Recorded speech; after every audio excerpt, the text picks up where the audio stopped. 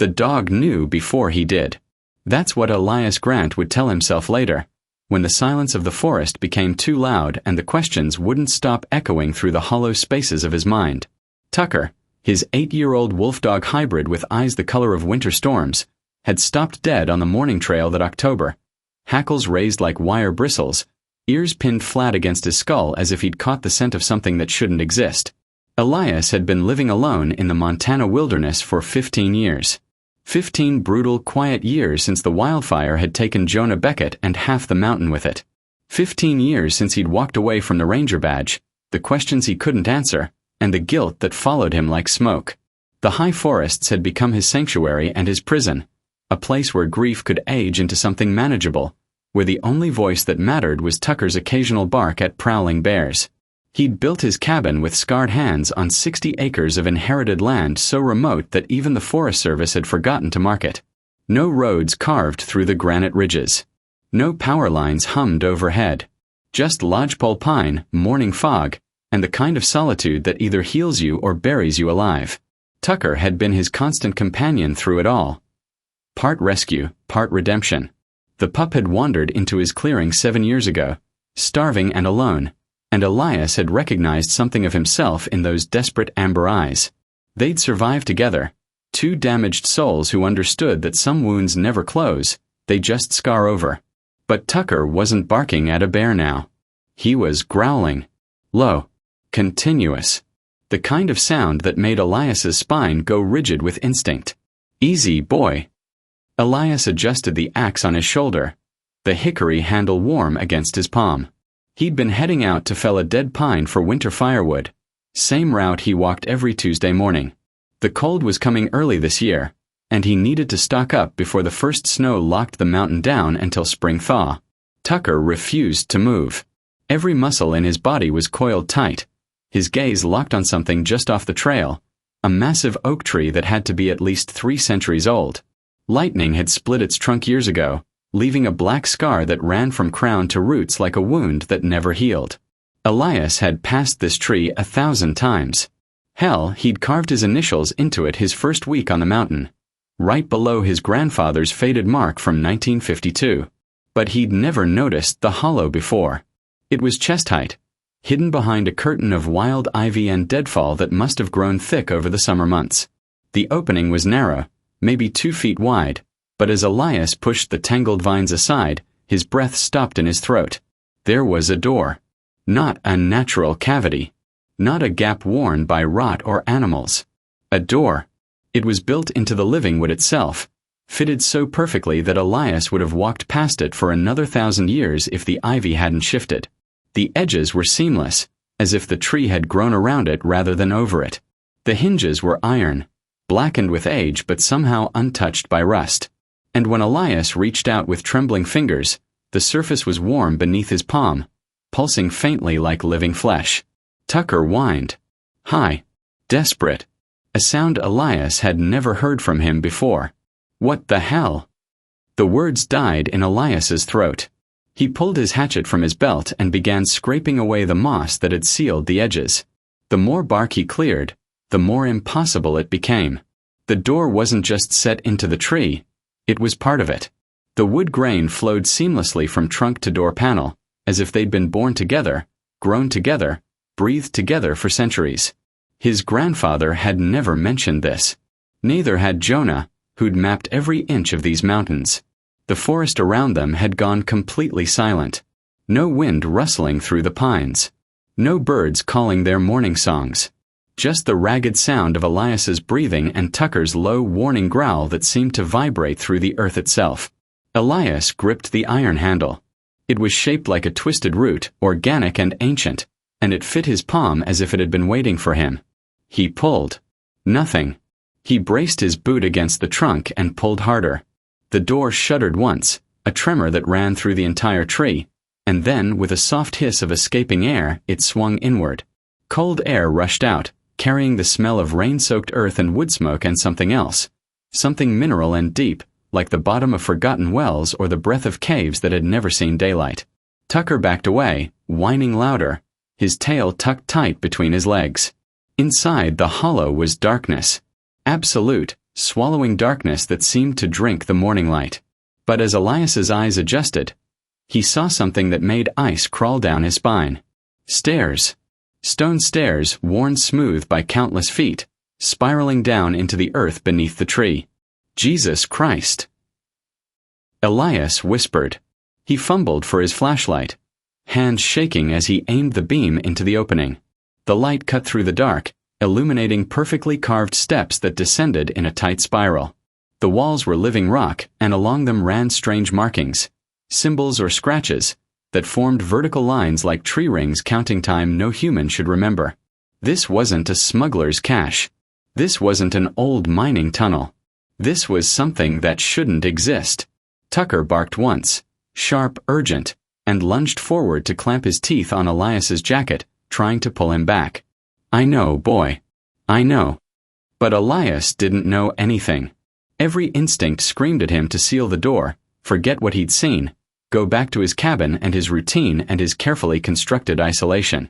But something deeper pulled at him, a need older than fear, stronger than caution. He thought of Jonah, of his partner's last words crackling over the radio through walls of flame 15 years ago. "If I don't make it out, Elias, don't follow the trail. Promise me." Elias had never understood what Jonah meant. Until now. He took one step toward the opening, flashlight beam trembling in his grip. Tucker snarled and snapped at the air between Elias and the darkness below. Tucker back. And then, from somewhere deep in the spiral beneath his feet, faint and distant but unmistakably real, came a sound that turned Elias's blood to ice water. A voice. Whispering. Familiar. "You finally came back." If you're enjoying this story, don't forget to smash that subscribe button for more. Also, share your thoughts, and let me know where you're watching from. Tomorrow's story is going to be just as epic, so don't miss out. Now, let's continue. Elias's hands were steady as he knelt beside the hollow, but inside his chest, his heart hammered like a trapped bird. The voice, Jonah's voice, impossible after 15 years, still echoed in his ears, a whisper that seemed to come from everywhere and nowhere at once. He forced himself to breathe, to think. The mountains played tricks on isolated men. He knew that. Hell, he'd heard his dead wife's laughter in the wind more times than he could count during his first year up here. The mind created what it needed, filled silences with familiar sounds, conjured ghosts from loneliness and grief. But Tucker's reaction wasn't his imagination. The dog stood 15 feet back now, every hair on his body standing straight, lips pulled back to reveal teeth that had never been bared at Elias before. Tucker's eyes weren't on him. They were fixed on the doorway, tracking something Elias couldn't see. "Easy, boy," Elias murmured, though his own voice sounded thin in the unnatural silence. "It's just..." He stopped. Just what? Just a door that shouldn't exist? Just stairs carved into solid rock beneath a 300-year-old tree? Just a voice from a dead man? He turned back to the hollow, forcing himself to examine it with the methodical attention he'd once brought to ranger work. Facts. Evidence. Logical explanations. The door itself defied every one. Up close, the craftsmanship was even more disturbing. The hinges weren't simply old or weathered, they'd been absorbed by the tree. Iron and wood had merged into something that was neither metal nor timber but some fusion of both. When Elias ran his fingers along the seam where hinge met bark, he could feel no distinction, no separation. It was as if the oak had grown around the iron the way flesh grows around a bullet that can't be removed. The metal was warm. Not sun-warmed, the hollow faced north, had been in shadow for hours. This was a different kind of warmth, organic and faintly pulsing, like touching skin. Elias pulled his hatchet free and began clearing away more of the overgrown bark around the doorframe. Each chip revealed more impossibilities. The wood grain flowed seamlessly into the door panel, continuous rings that shouldn't have been continuous, growth patterns that suggested the door had been here when the tree was a sapling. But that would make the door older than anything human in these mountains. Older than the logging camps. Older than the first trappers. Older than the tribes who'd hunted these ridges before the white men came. Smuggler's den, he muttered to himself, needing to hear a rational explanation spoken aloud. Someone built this during Prohibition, maybe. Hid moonshine or... Tucker's growl cut him off. The sound was wrong, not the warning bark of a dog protecting his master, but something deeper, more primal. The kind of sound wolves made when facing something that violated the natural order. Elias's hands tightened on the hatchet. He'd spent 15 years up here. 15 years learning to read the wilderness, to understand its rhythms and warnings. And everything about this moment screamed leave. Run. Seal this door and never come back. But Jonah's voice, real or imagined, had spoken from below. And if there was even the smallest chance, the most impossible fraction of hope that his partner had somehow survived, that the body they'd never found meant something other than ash and char, Elias gripped the iron handle again. This time when he pulled, the door swung open easily, as if it had been waiting for him to make the choice. The gust of air that escaped was cold enough to frost his breath. It carried scents that didn't belong together. Petrichor and wood smoke, pine sap and something mineral and ancient, like the smell of caves that had been sealed for millennia. And underneath it all, faint but unmistakable, the copper tang of old blood. The darkness beyond was absolute. His flashlight beam seemed to weaken as it crossed the threshold, the light swallowed by shadows that felt solid, substantial, alive. The stairs were exactly as he'd glimpsed before, stone carved in a perfect spiral, worn smooth by the passage of countless feet. But now he could see more details. The walls were covered in those strange markings, symbols that looked almost like writing but in no language he recognized. They ran in vertical columns, regular as text, deliberate as prophecy. Tucker was whining continuously now, a high-pitched keening that Elias had only heard once before, the night before the wildfire, when the dog had paced the ranger station for hours, refusing to settle, as if he could smell the disaster coming on winds that hadn't yet begun to blow. "It's all right," Elias said, though nothing about this was all right. His voice echoed strangely in the hollow, bouncing back with a quality that made it sound like someone else was speaking his words a half-second behind him. He reached for the lantern clipped to his belt, an old-fashioned oil lamp his grandfather had used for night logging. His hands shook only slightly as he lit it, the familiar ritual of striking the match, adjusting the wick, watching the flame catch and grow. The warm yellow light should have been comforting, should have pushed back the darkness and revealed ordinary explanations. Old mining equipment, forgotten storage, anything normal. Instead, the lantern seemed to make the darkness deeper. The shadows didn't retreat so much as gather, pooling in the corners of the stairwell like living things waiting for their moment. Tucker lunged forward suddenly, teeth catching the hem of Elias's jacket, trying to drag him backward. The dog's strength surprised him. Tucker was strong, but this was desperate, all 70 pounds of muscle and terror trying to pull his master away from the threshold. Tucker, no. The lantern's flame flickered. And in that moment of wavering light, Elias saw something that stopped his breath. A handprint on the stone wall. Recent enough that he could still see the oils from human skin. Large. Male. And pressed into stone that should have been harder than concrete, leaving an impression like flesh pressed into wet clay. The flame steadied. The handprint remained. And from somewhere far below, distant as memory but clear as a bell, that whisper came again. Not Jonah's voice this time. His own. "You finally came back." Elias stood frozen at the threshold, staring at the handprint that shouldn't exist, listening to his own voice echo up from depths that defied reason. Every rational part of his mind screamed to turn back. But his feet carried him forward anyway, crossing from daylight into darkness, from the world he knew into something else entirely. The first step down was a commitment. The second was a surrender. Tucker's howl split the morning air. Desperate, grief-stricken, the sound of a creature watching its pack mate walk toward certain death.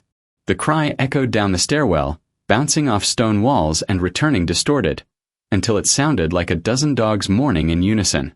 "I'll be back, boy," Elias called up, though his voice lacked conviction. "Just need to see." The door swung shut behind him. Not slammed. Not blown by wind. Just a slow, inevitable closing, like an eye sliding shut. The latch clicked with terrible finality. Elias spun, grabbing for the handle. His fingers found only smooth wood. The door had sealed itself completely, the seam vanishing as if it had never existed. He pressed his shoulder against it, pushed with all his strength, but the barrier might as well have been solid oak through and through. No. No, no, no. His breath came faster, the lantern shaking in his grip. The flame danced wildly, casting his shadow huge and monstrous against the curved walls. Tucker's muffled barking penetrated the wood, frantic and fading. Then silence. Elias forced himself to breathe. Panic was how men died in the wilderness. He'd taught that lesson to enough rookie rangers. Assess the situation. Find another exit. There had to be another way out. Tunnels like this always had ventilation, escape routes, something. The air around him was changing. What had been cold at the entrance was growing warmer with each descending step, as if he were walking not down but toward some vast furnace buried in the mountain's heart. The warmth wasn't comforting. It carried that same organic quality as the door handle, like the breath of something immense and sleeping. He continued down. What choice did he have? The stairs were worn smooth, polished by the passage of countless feet over what must have been centuries. His boots found no purchase on the stone. Each step required careful balance. The spiral was tight, maybe 8 feet in diameter, descending in a slow corkscrew that seemed designed to disorient. After 20 steps, Elias had lost all sense of direction. After 50, he'd lost count. The walls were covered in those markings. Not carved but somehow pressed into the stone, as if the rock had been soft when the symbols were made. Up close, they looked even less like any language he'd ever seen. Some resembled roots or branches, others like handprints with too many fingers, still others like eyes that seemed to track his movement as the lantern light passed over them. The hum started gradually, so low that Elias felt it in his chest before he heard it.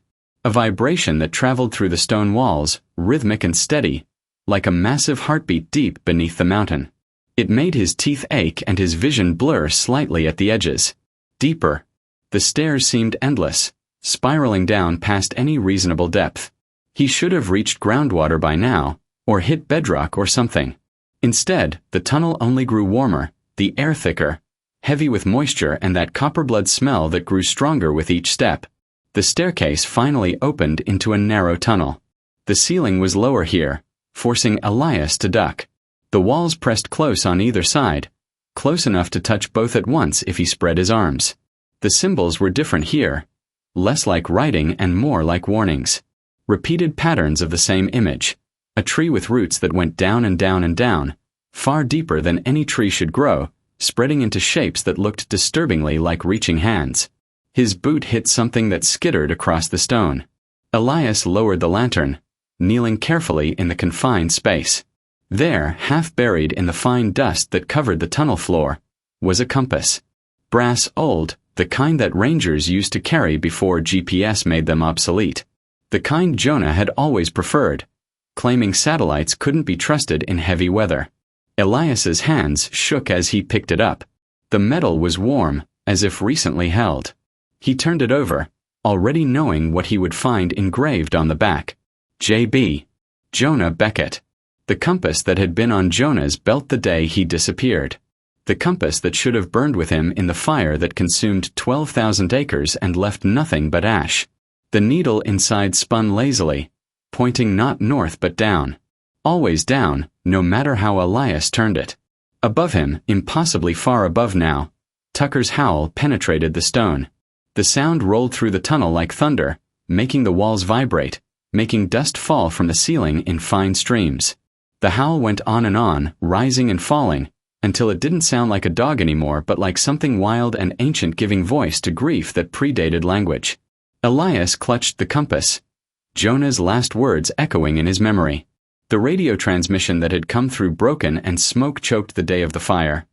Elias, if I don't make it out, don't follow the trail. Whatever you do, don't follow where I went. Promise me. Promise. The transmission had cut off. They'd found the radio 3 days later, melted into slag. But not the body. Never the body. Jesus, Jonah, Elias whispered to the darkness. What did you find down here? The hum stopped. The sudden silence was more terrifying than the sound had been. Elias's ears rang in the absence of that steady vibration, his heart hammering into the void it left behind. And then, from somewhere behind him on the stairs, from the direction he'd just come from the passage that should have been empty, came a sound that made his blood freeze. A footstep. Slow. Deliberate. The scrape of a boot on stone. Then another. Coming closer. Elias spun, raising the lantern high, its flame guttering in the warm, still air. The stairwell behind him was empty, but the footsteps continued, descending toward him, steady as a heartbeat, inevitable as dawn. And with each step, a voice whispered in the darkness. His own voice, Jonah's voice, voices he didn't recognize, all speaking the same words. You finally came back. Elias ran. Not thinking, not planning. Pure animal instinct driving him forward into the darkness, away from those impossible footsteps that grew closer with each echoing beat. The tunnel was too narrow to run properly. He stumbled forward in a hunched sprint, one hand braced against the wall, the other gripping the lantern so hard his knuckles went white. The footsteps behind him never quickened, never slowed. Just that steady, inevitable rhythm, matching his panicked heartbeat, as if whatever followed knew he had nowhere to go. The tunnel curved sharply to the left, then opened without warning into a space so large that his lantern light couldn't find the far walls. Elias burst through the opening and stopped, gasping, his chest heaving as he raised the lantern high. A chamber. Circular. Massive. And impossibly lit. Another lantern hung from a hook driven into the stone ceiling, its flame burning steady and bright despite the stale air that should have starved it hours ago. The warm yellow light revealed details that made Elias's mind struggle to process what his eyes reported. The walls were smooth stone, curved like the inside of a dome, rising to a ceiling lost in shadow above. But every inch of visible surface was covered in scratches. Names. Hundreds, no thousands, of names carved into the rock with desperate, uneven strokes. William Morrison, 1923. Catherine Hayes, 1945. Peter Young, 1967. Jennifer Coldwater, 1989. The names went on, layered over each other in places, some fresh enough that Elias could still see stone dust in their grooves, others worn smooth by time or touch. Most had dates. Some had brief messages. Tell my wife I tried. The roots wouldn't let go. It showed me the truth. In the center of the chamber sat a wooden chair. Simple. Handmade. The kind a frontier homesteader might have crafted. Empty now, but the seat was worn smooth by years of use, and the arms were stained dark with what might have been sweat or oil or something else Elias didn't want to consider. Beside the chair, catching the lantern light with a dull gleam, lay a ranger's badge. Elias moved toward it slowly, each step feeling like a betrayal of reason. He knew that badge before he picked it up, knew the number stamped into its face, knew the scorched metal would still be warm, as if it had just been pulled from fire. Ranger J. Beckett. Glacier Peak Station 147. 15 years. 15 years since the fire. The badge should have melted. Should have been buried under ash and new growth. Should have been anywhere but here, in a chamber that couldn't exist, beneath a tree that shouldn't contain it. Jonah. Elias's voice cracked. Jonah, are you down here? The chamber swallowed his words, gave nothing back but silence. He turned slowly, lantern raised, taking in more details. Against one wall lay scattered equipment.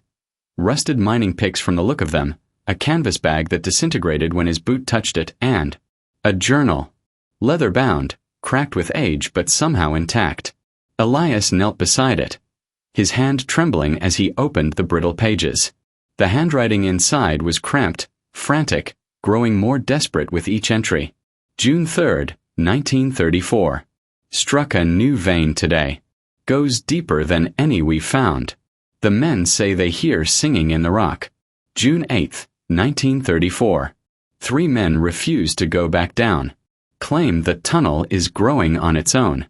Ridiculous. Yet I've checked the measurements twice. June 15th, 1934. The roots. God help us, the roots. They're not growing down. They're reaching up. The entries grew shorter, more panicked. The handwriting deteriorated into something barely legible. June 20th, 1934. We dug too deep. The forest breathes now. can hear it in the walls, in our sleep, in the spaces between our thoughts. It knows we're here. It's always known. We were never digging down. We were digging in. The final page was blank except for a single sentence, written in letters so large and violent they'd torn through the paper in places. Don't let it take your name. Elias's hand shook so badly he nearly dropped the journal. He looked up at the walls again, at all those names carved in stone, and understanding hit him like cold water. They weren't memorials. They were inventory. A sound made him freeze, a soft, organic creaking, like leather stretching or joints popping. He raised the lantern higher, directing its light toward the ceiling. Roots. Thick as his arm, pale as bone. They spread across the domed ceiling in a vast network that pulsed with faint, rhythmic movement. As Elias watched in horror, they contracted slightly, then expanded, contracted, expanded, breathing. The entire chamber was breathing. And now that he'd noticed it, he couldn't unsee it. The walls weren't stone, or not just stone. They were wrapped in root systems so dense they'd taken on the appearance of rock, compressed and hardened by time and pressure into something that mimicked geology but remained fundamentally, impossibly alive. The hum returned, stronger now, vibrating up through the floor and into his bones. The roots above pulsed faster, their rhythm matching the sound, matching the footsteps that had chased him here, matching a heartbeat. Elias's lantern flickered. Just once, but enough to catch something in the corner of his vision. He spun, raising the light, and in that moment except his reflection was wrong. It stood perfectly still while Elias moved. And behind it, barely visible in the lantern's dying light, stood another figure. Tall, wearing a ranger's uniform scorched black by fire. Face obscured by shadow, but Elias knew the stance, knew the way the shoulders hunched slightly forward, knew. Jonah. The reflection didn't respond, but its head tilted slowly, regarding him with empty spaces where eyes should be. And from somewhere behind Elias, from the chair that had been empty, from the walls covered in names, from the breathing roots above, came a whisper in Jonah's voice, in his own voice, in the voices of everyone whose name was carved in this chamber. Now you understand. Now you see. We've been waiting for you to come home. Elias spun so fast he nearly dropped the lantern. His heart slammed against his ribs as the light swept across the chamber, illuminating empty space where he'd been certain, absolutely certain, someone had stood behind him. Nothing. No one. Just the chair. The names on the walls. The breathing roots above. But his reflection. At the far end of the chamber, where shadow pooled deepest, something gleamed with a light that wasn't quite reflection, wasn't quite its own. Elias moved toward it slowly, boots scraping against stone that felt softer than it should, almost spongy, as if the floor itself had begun the same transformation as the walls. A door. Not wood this time, but glass. Or something like glass, a surface so perfectly reflective it seemed to contain depth, as if he were looking not at a barrier but into a parallel chamber that stretched beyond sight. The frame was the same pale root material as the ceiling, grown into an archway that pulsed with that slow, steady rhythm. Elias saw himself in its surface, saw his lantern raised, his face haggard and gray in its light, his free hand still clutching Jonah's scorched badge. The reflection was perfect in every detail, except it wasn't moving with him. He lifted his left hand. The reflection remained still. He took a step forward. The reflection stayed motionless. Jonah. The word escaped before Elias could stop it, a whisper that felt like a prayer or a curse or both. The reflection nodded. Slow. Deliberate. The movement accompanied by that organic creaking sound, like old leather or stiff joints after long stillness. The reflection's mouth moved, speaking words Elias couldn't hear through the glass, but he recognized the shape of them on lips that were his own but also somehow Jonah's, features blurring and shifting in the uncertain light. Static crackled through the chamber. Elias froze, recognizing that sound instantly. Radio interference, the kind that haunted his nightmares, the sound that had preceded Jonah's last transmission 15 years ago. It came from everywhere and nowhere, building in volume until it resolved into a voice made of white noise and memory. Elias. Jonah's voice. Not recorded. Not echoed. Present. Real. terrified. Elias, if you can hear me, close the door. Close it now. You don't understand what it feeds on. Jonah, where are you? Elias moved closer to the mirror, searching its depths for any sign of his partner. Where the hell are you? The static grew louder, painful, and beneath it came another sound, breathing. Heavy. Labored. The breathing of someone who'd inhaled too much smoke, whose lungs had been scarred by fire. It feeds on memory, Jonah's voice continued, crackling in and out like a signal breaking up. On grief. On the stories we tell ourselves about the people we've lost. Every name on these walls, every person who came looking who wouldn't let go, it feeds on that. And now it has enough of you too. The transmission cut off in a shriek of static. The reflection began to move. Not toward the glass, but within it, as if the mirror contained actual space. The figure that wore Elias's face and Jonah's uniform walked forward, each step bringing it closer to the surface. With each step, its features shifted, Elias's gray beard, then Jonah's clean-shaven jaw, then something else entirely, something with too many angles and not enough humanity. Stop! Elias raised Jonah's badge like a talisman. Whatever you are, stop. The figure kept coming. Behind it, in the depths of the mirror, Elias glimpsed other shapes moving in darkness. Dozens of them. Hundreds. All wearing faces he'd known, voices he'd heard, features assembled from 15 years of isolation and the ghosts that haunted him. His wife Sarah, still young, still smiling the way she had before the accident. His unborn daughter, grown somehow to the age she'd never reached, staring at him with eyes that held no recognition. Rangers he'd worked with. Friends from before. His grandfather Henrik, ancient and accusing. All of them trapped in that impossible depth. All of them reaching toward the surface. The humming returned, louder now, no longer felt through the floor but resonating in his chest cavity, in his skull, in the hollow spaces of his bones. The roots above twitched and writhed, their pale surfaces splitting to reveal something wet and red beneath, something that looked disturbingly organic. The reflection that wore his face pressed closer to the glass. Its mouth opened, but the voice that emerged was a chorus. Jonah and Sarah and every person whose name was carved in this chamber, speaking in unison. We're not trapped here, Elias. We're home. And we've been so lonely. So hungry for someone who remembers us. Someone who can't let go. The figure's hand rose, palm pressing flat against the interior surface of the mirror. Don't you want to see us again? Don't you want to stop running?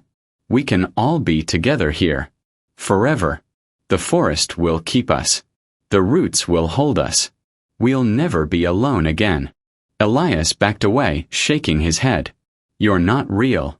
None of this is real. We're as real as your grief, the voices said. As real as guilt. As real as the stories you tell yourself at night when the silence gets too loud. We're everything you've been feeding for 15 years, and now.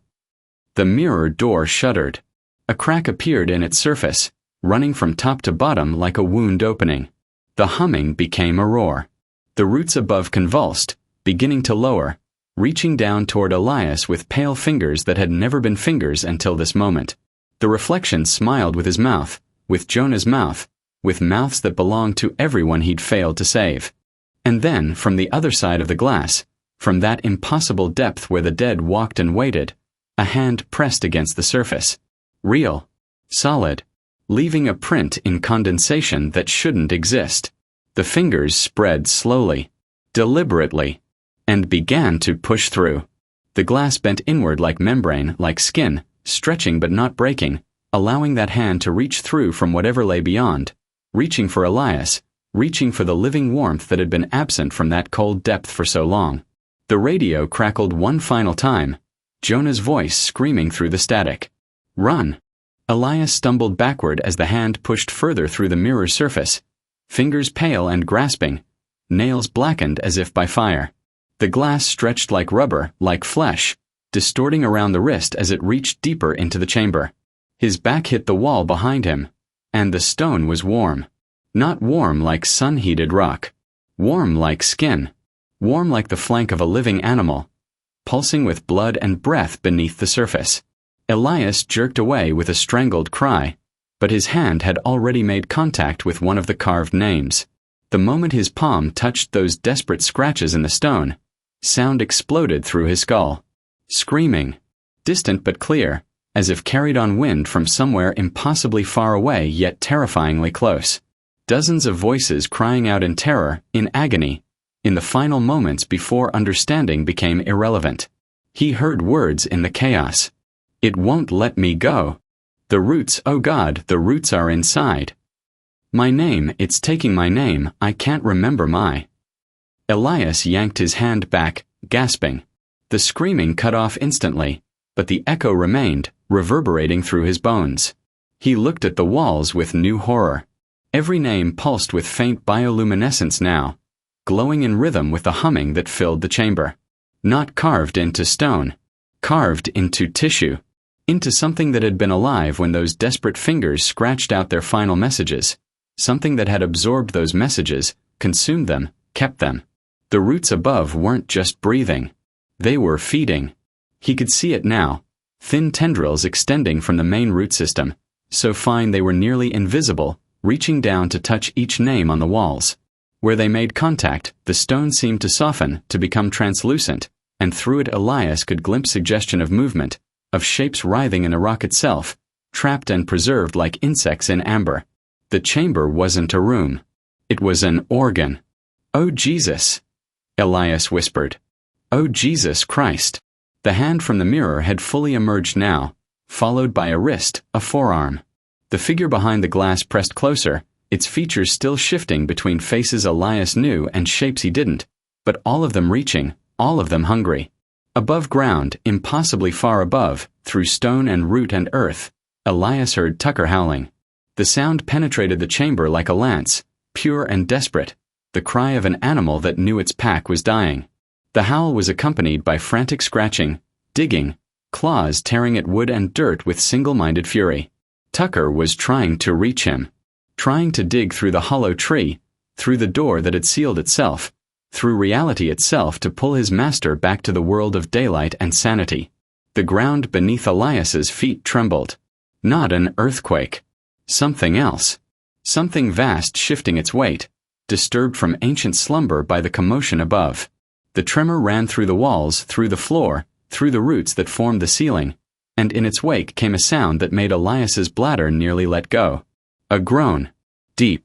Resonant. The sound of continental plates grinding together, of glaciers calving, of forces so immense that human comprehension could only experience them as terror. It came from below, from around, from the very fabric of the chamber itself. The mirror cracked. A single line at first, running diagonal across its surface. Then another. And another. Spiderwebbing out from where that impossible hand pressed through. Fractures spreading like veins through diseased tissue. Jonah's voice burst through the static one final time, raw with urgency. Run. For God's sake, Elias, run. It's waking up. It knows you're here. It's been waiting for you, waiting for someone who remembers enough, who grieves enough. Run. The hand grabbed for Elias, fingers closing on empty air inches from his chest. And that's when he understood. The tree wasn't hiding something beneath the forest. The tree was part of something beneath the forest. An appendage. A sensory organ. A trap. The roots didn't grow down from trees. They grew up from something else, something that had been here long before the first seeds took root in the soil, something that had learned to mimic the forest, to become the forest, spreading its network of pale tendrils through every tree on the mountain, connecting them all to a single vast consciousness that fed on memory and loss and the stories people told about the dead. Every missing hiker. Every vanished trapper. Every ranger who'd walked into these woods and never returned. The forest had taken them. Not killed them. Killing was too simple, too final. It had preserved them, absorbed them, kept them alive in a state between existence and memory, feeding on their grief, on the grief of those who searched for them, on the endless cycle of loss that each disappearance created. And now it wanted him. The heartbeat that had been a background hum suddenly intensified, becoming a roar that shook dust from the ceiling and made the lantern flame gutter. The rhythm accelerated, faster and faster, no longer the slow pulse of something sleeping but the racing thunder of something awakening. The walls began to move. Not collapsing. Breathing.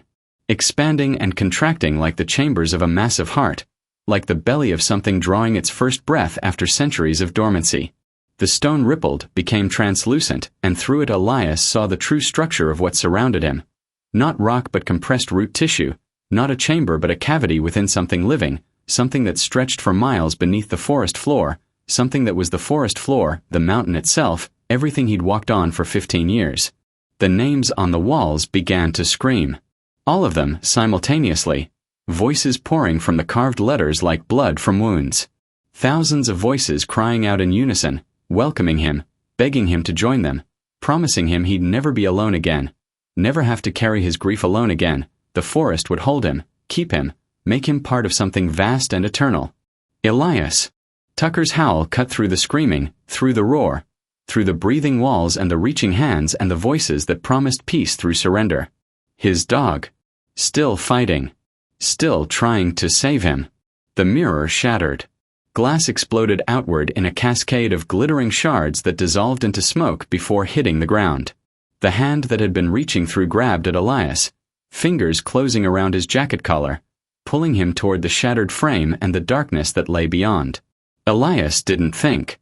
He swung Jonah's badge like a weapon, the scorched metal connecting with those grasping fingers. There was a sound like steam escaping, a hiss of pain or surprise, and the hand recoiled, retreating back through the broken mirror. He ran. The hatchet was in his hand. He didn't remember drawing it, and his boots pounded against the breathing floor as he sprinted toward the tunnel entrance. Behind him, the chamber convulsed, walls rippling like the skin of something trying to digest prey too large to swallow. Roots dropped from the ceiling like striking snakes. The first one missed his head by inches, slamming into the ground with enough force to crack stone. The second caught his shoulder, wrapping around it with crushing strength before he could dodge. The pale tissue was warm and wet, pulsing with that same organic rhythm, and where it touched his exposed neck it burned like acid. Elias swung the hatchet. The blade bit deep into root flesh, releasing a spray of black sap that sizzled when it hit his skin. Pain bloomed across his forearm, not burning exactly, but something worse, a cold fire that seemed to seep into his veins and travel toward his heart. The root released him with a sound like tearing fabric. He stumbled forward, nearly fell, caught himself on the tunnel wall and immediately jerked back when the stone pulsed beneath his palm like a beating heart. More roots descended. Dozens of them, filling the chamber like a forest growing in fast forward, blocking the exits, reaching for him with pale fingers that split and subdivided into smaller tendrils, each one seeking purchase on his clothes, his skin, his very essence. Tucker's barking penetrated the chaos, distant but clear, a beacon of sanity in a world gone mad. The sound came from above, from the direction of the spiral stairs, from freedom and daylight and everything that wasn't this nightmare of living stone and hungry roots. Elias ran toward that sound. The tunnel fought him. The walls pressed inward, narrowing the passage, forcing him to turn sideways, then to crawl. The ceiling lowered, roots hanging like viscera from a wound, dripping that black sap that ate through his jacket and raised blisters on any skin it touched. He hacked at everything that moved, the hatchet rising and falling in desperate rhythm.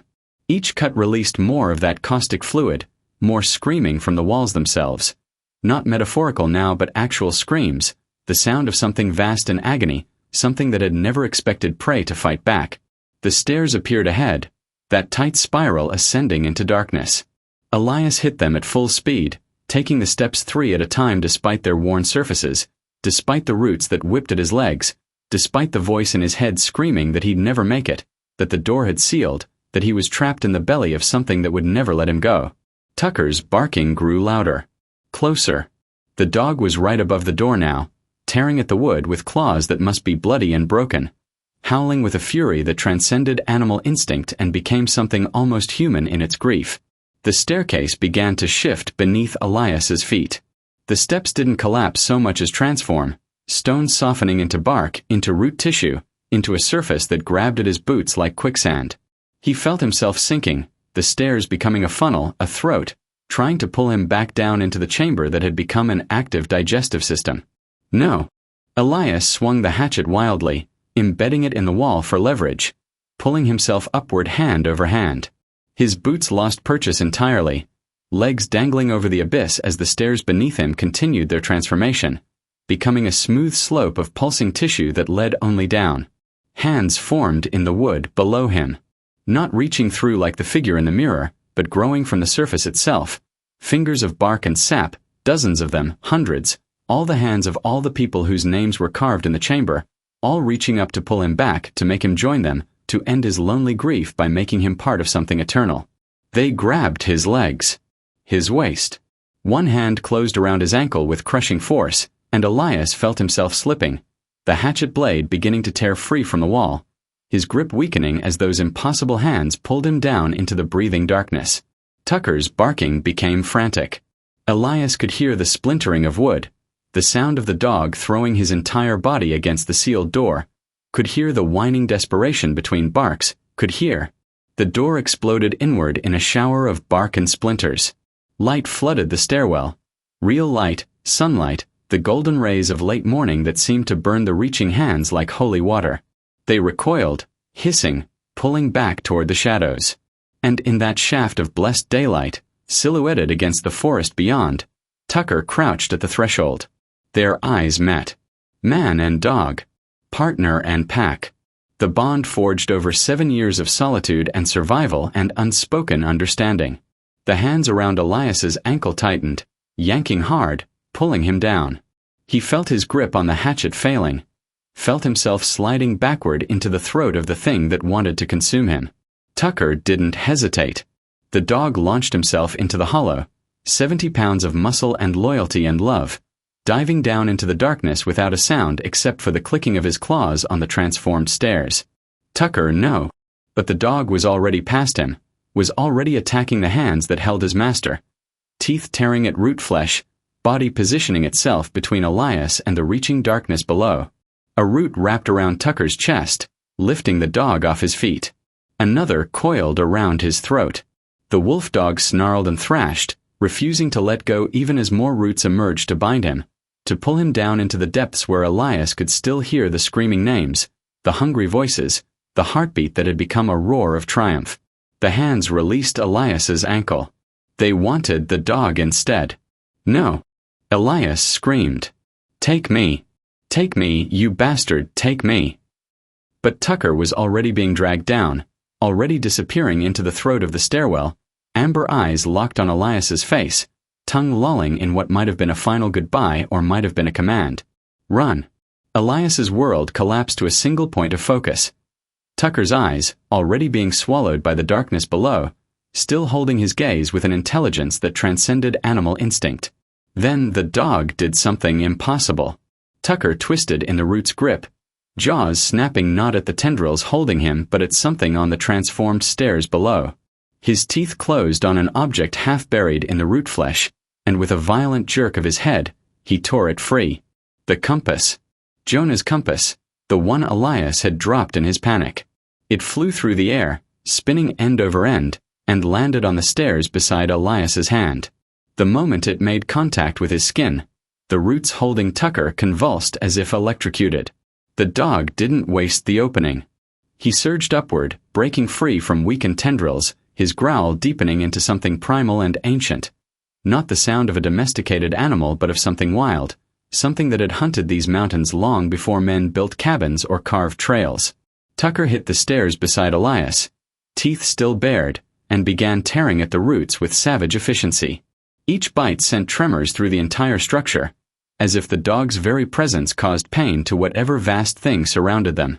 Black sap sprayed across his muzzle, his chest, matting his fur, but he didn't stop, didn't slow, just kept attacking with single-minded fury while Elias scrambled toward the light. Tucker, come on. Come on. The dog's response was another bone-deep growl and a lunge at the largest root blocking their path. His jaws closed around it like a bear trap, shaking his head violently until the tissue tore, releasing a gout of that caustic fluid that should have blinded him but somehow didn't. Elias's hands found the edge of the doorway. Real wood. Old oak. The boundary between this nightmare and the world he knew.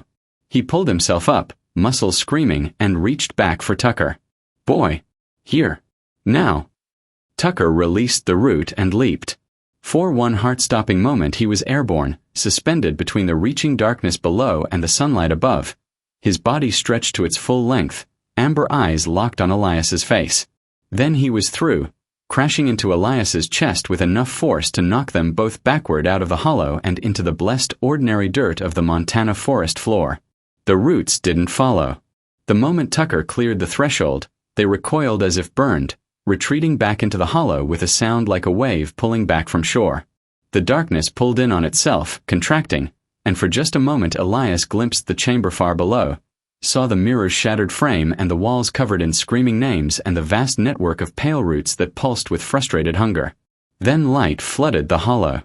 Not sunlight. This was different, purer somehow, coming from no visible source but filling the space with illumination that made the roots smoke and writhe. In that pure light, Elias saw something that stopped his breath. A figure standing in the chamber. Man-shaped. Wearing a ranger's uniform that was somehow intact despite the flames that seemed to dance across its surface without consuming it. The figure raised one hand. Not reaching, not beckoning. Waving goodbye. Jonah. Or what remained of him. Or what the forest had made from his memory and Elias's grief and 15 years of unresolved guilt.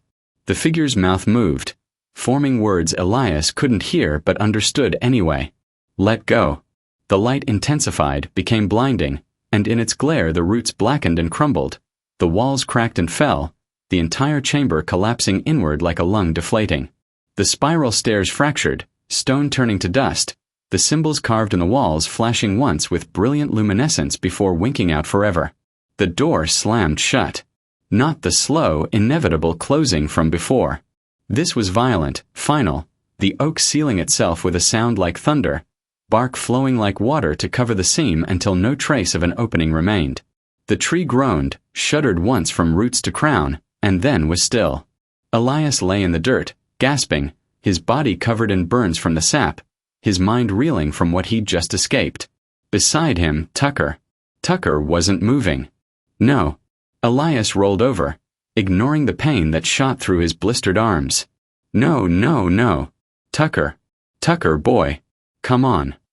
The dog lay on his side, chest rising and falling in shallow, labored breaths. His fur was matted with that black sap, which was slowly dissolving into smoke where it contacted the sunlight. But it had already done its damage.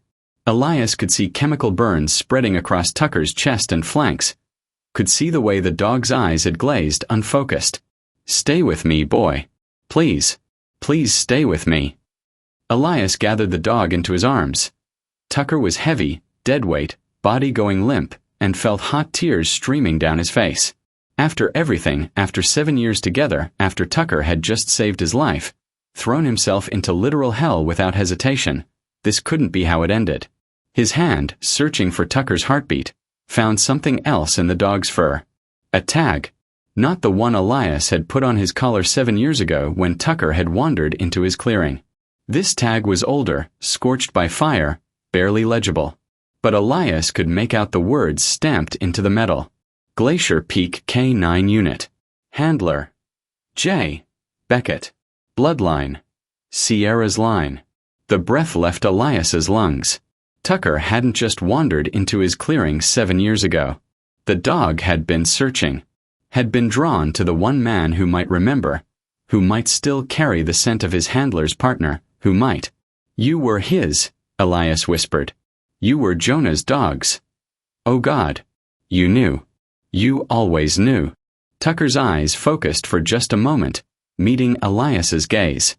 And in them Elias saw recognition. Memory. Purpose fulfilled. The dog's chest rose once more. Fell. And was still. No.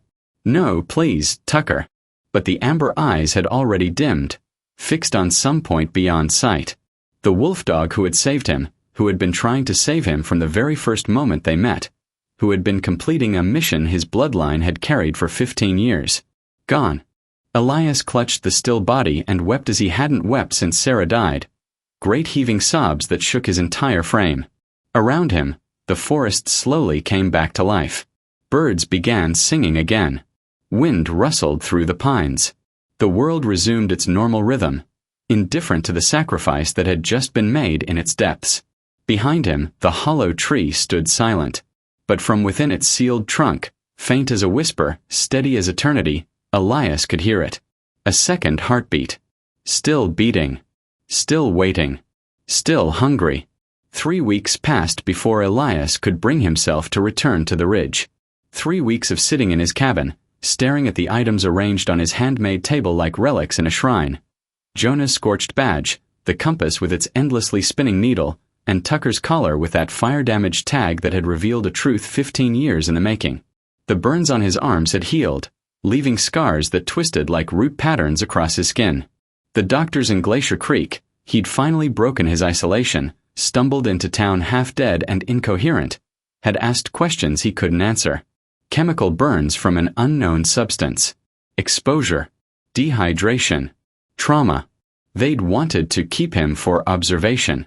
He'd left after one night, unable to bear the sounds of people, the artificial lights, the presence of a world that continued as if nothing had changed when everything had changed.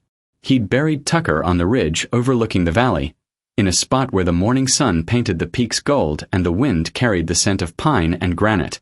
He'd carved the dog's name into a piece of oak with his grandfather's hatchet, the same hatchet that bore scorch marks from roots that shouldn't exist. The grave was simple, honest, a cairn of stones marking the place where a hero rested. But sometimes, in the quiet hours before dawn, Elias wondered if Tucker truly rested at all. Now, as November snow began to dust the higher elevations and the first real cold settled into the valley, Elias sat by his fire with Jonah's compass in his hands. The needle spun lazily, pointing always down, always toward something beneath the earth that called to it with a gravity beyond magnetism. The forest outside his cabin was silent. Not the comfortable silence of winter approaching, but something else. Something watchful. Every time Elias stepped onto his porch, he felt it, the weight of attention from the trees themselves, as if the entire mountain had developed awareness and was holding its breath, waiting. He'd tried to leave. 3 times in as many weeks, he'd packed his truck, loaded his essential belongings, prepared to abandon the cabin and the mountain and the memories that lived here.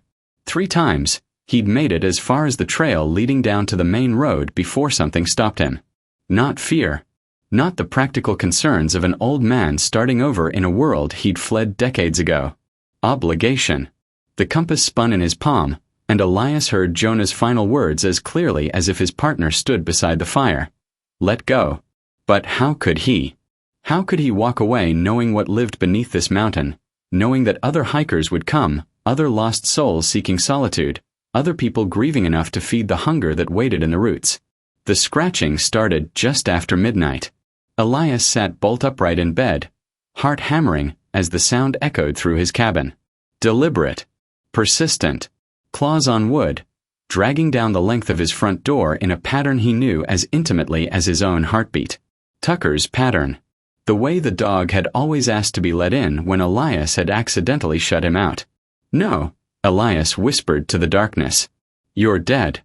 I buried you. You're dead. The scratching continued. He rose on shaking legs, pulled on his boots and coat, grabbed his flashlight. The hatchet was in his other hand before he'd consciously decided to arm himself. Some instincts ran deeper than thought. The scratching stopped the moment his hand touched the door handle. Elias stood frozen, listening to the silence, feeling the cold draft seeping through the gap beneath the door. His breath misted in the frigid air. Outside, the first snowflakes of winter were beginning to fall, early and heavy, the kind of storm that would bury the mountain for days. He opened the door. Nothing. No one. Just the porch boards covered in a thin layer of fresh snow, and cutting across them, clearly visible in his flashlight's beam. Paw prints. Large. Canine. Leading from his door across the clearing toward the trail that wound up to the ridge. Toward the hollow oak. Elias's hands tightened on the hatchet. The prints were fresh, the snow in them not yet filled by the falling flakes. As he watched, another print appeared in the virgin snow 5 feet from the porch. Then another, as if something invisible was walking away from him, leaving only its tracks behind. Tucker. His voice cracked on the name. The prints continued appearing, one after another, patient as a guide waiting for a slow hiker to catch up. Elias didn't decide to follow. His body simply moved, boots crunching through the deepening snow, flashlight beam cutting through the darkness and falling flakes. The prince led him up the familiar trail, past the landmarks he'd memorized over 15 years, toward the place where everything had changed. The hollow oak stood exactly as it had for 300 years, as if nothing had happened. The lightning scar down its trunk was the same. The branches spread against the early morning sky were the same. But when Elias circled to the north side, where the door had been, smooth bark, unbroken, no seam, no sap, no indication that anything unusual had ever existed here. The paw prints ended at the base of the tree. Elias knelt, running his hand over the bark where the door had sealed itself. The wood was cold, inert, ordinary. Just a tree. Just an old oak that had survived storms and fires and centuries of mountain weather. "I don't understand," he said to the silence. "What do you want me to see?" The wind picked up, setting the branches overhead to creaking. Snow swirled around him in eddies that seemed almost purposeful, almost alive. And in that wind, carried from somewhere deep within the mountain or deep within memory, Elias heard a voice. Jonah's voice. Not whispered. Not distorted by static or distance. Clear. Present. Real. "You closed the wrong door." Elias spun, flashlight sweeping across the clearing. Nothing. Just trees and snow and darkness. "What does that mean?" he shouted at the forest. "What door? Jonah, what door?" The wind died. The snow fell straight down, no longer swirling. The silence returned, heavier than before. And then, for just a moment, less than a heartbeat, barely longer than a blink, the bark of the hollow oak rippled like water. Elias's flashlight beam caught it, a reflection in the wood that shouldn't be possible, an image that appeared and vanished so quickly he might have imagined it. Tucker's eyes, amber and intelligent and very much alive, staring out at him from within the tree, from within whatever existed on the other side of doors that should never be opened and couldn't truly be closed. The dog's eyes held his gaze for that impossible instant. And then they were gone, leaving only bark and shadow and the growing certainty that Elias Grant's isolation had just ended and his real work was about to begin. Because Jonah was right. He had closed the wrong door. The question was, could he find the right one before the forest found him first? Thank you for watching this story to the end. If you enjoyed this story, you will surely love the next. Click on the image or video showing on your screen right now to watch the next one.